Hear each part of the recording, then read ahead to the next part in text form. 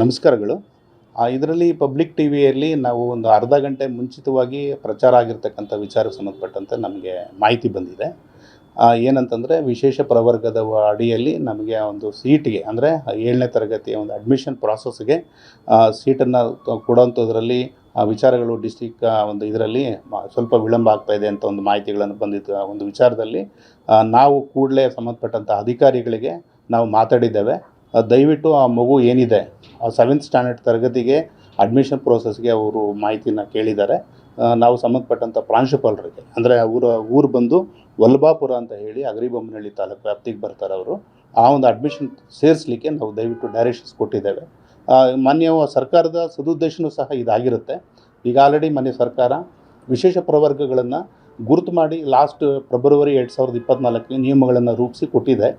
ಇಂಥ ಮಕ್ಕಳು ಪರ್ಟಿಕ್ಯುಲರಾಗಿ ಈ ಥರ ಪ್ರವರ್ಗದ ಮಕ್ಕಳಿಗೆ ಅನುಕೂಲ ಆಗಬೇಕು ಅನ್ನೋ ಉದ್ದೇಶನೇ ಸರ್ಕಾರದ ಮುಖ್ಯ ಉದ್ದೇಶ ಆಗಿರುತ್ತೆ.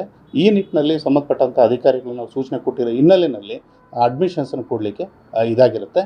ತಾವು ಇಂಥ ಒಂದು ಇದರಲ್ಲಿ ಈ ವಿಚಾರಗಳನ್ನು ಭಾಳ ಸೂಕ್ಷ್ಮವಾಗಿ ನಮ್ಮ ಗಮನಕ್ಕೆ ತಂದಿದ್ದಕ್ಕೂ ಸಹ ತಮ್ಮಗಳಿಗೆ ನಾವು ಧನ್ಯವಾದಗಳನ್ನು ಅರ್ಪಿಸ್ತಾ ಇದ್ದೇವೆ. Thank you.